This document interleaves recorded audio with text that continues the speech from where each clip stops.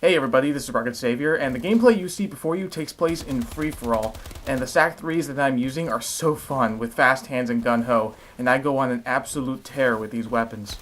Anyway, let's get to the main topic. So, everyone hates skill-based matchmaking in Advanced Warfare.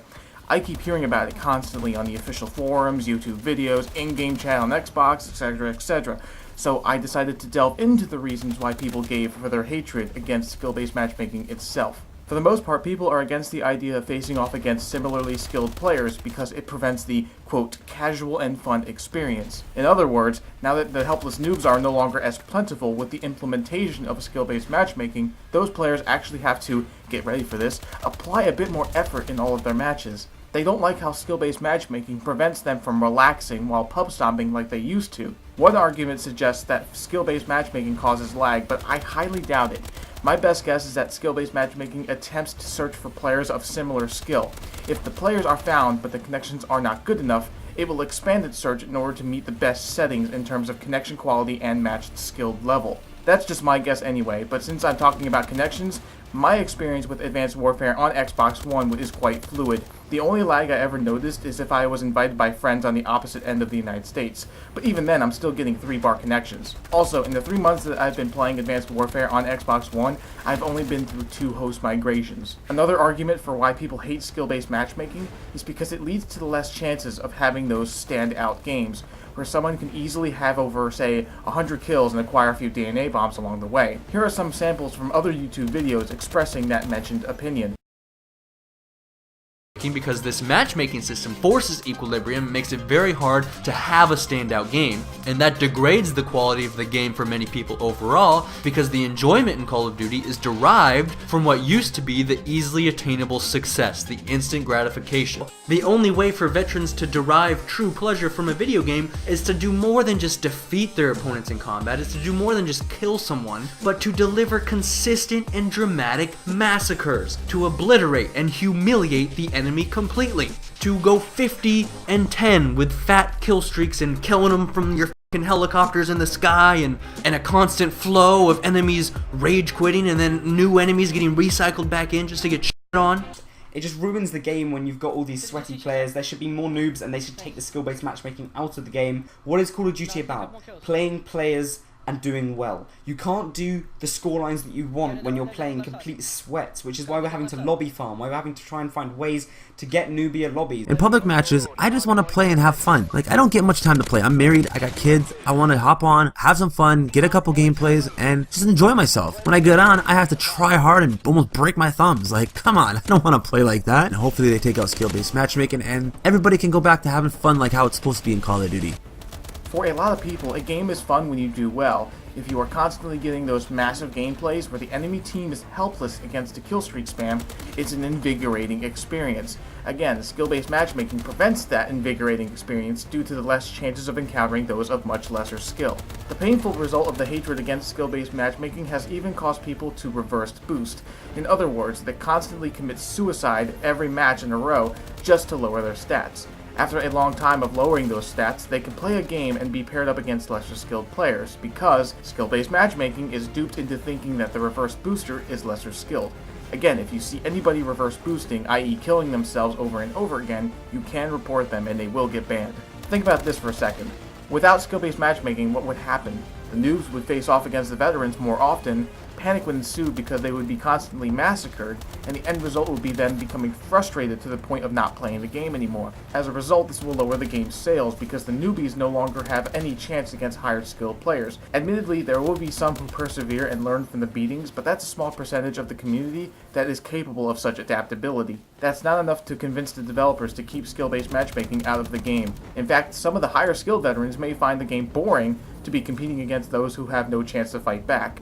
So my question is, why is it a bad thing to put more effort into each match? From my experience, the invigoration and fun is to acquire victory through adversity. I don't find it fun or exciting to win against a team with skill levels equal to or slightly greater than recruit level bots in combat training. If I really wanted the casual and fun experience in Call of Duty, I would just invite a bunch of people to a private match and play some custom games, or invite people over my house to play some Mario Kart 64. You can never go wrong with some old school Mario Kart 64. So this leads me to the next topic that I've been thinking about for a very long time, and it regards Call of Duty Ghosts multiplayer. And the question I'm asking myself is, why was the Call of Duty Ghosts multiplayer considered a failure in the eyes of so many? Me personally, I liked Call of Duty Ghosts. It was fast-paced, the kill streak span was reduced, the perks were numerous, and there were no death streaks, and I absolutely loved Extinction Mode for the fact that fighting aliens was an awesome idea. Granted, it wasn't perfect due to the IED and C4 spam, footsteps being too loud, some maps being a bit too large, but aside Black Ops 2, I find Ghosts to be a lot more playable over previous entries.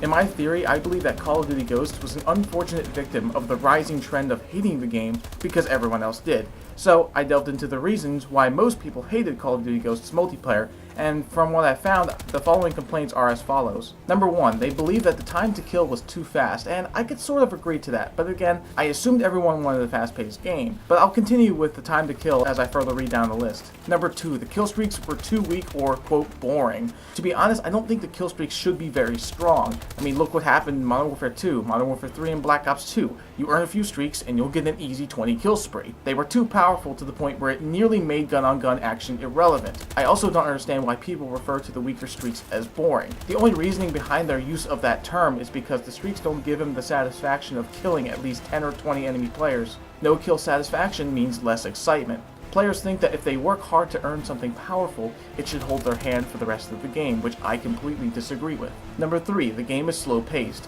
and I can partly agree to that. The worst culprit of the slow gameplay was in Team Deathmatch. That's why I stuck to other modes like Kill Confirm, Domination, and Drop Zone. In those modes, the movement was a lot more frequent due to the fear of death being diminished thanks to the present objectives. Number 4, the maps were huge. Again, I could partly agree to that, but only, say, 3 or 5 maps were gigantic to slow down gameplay.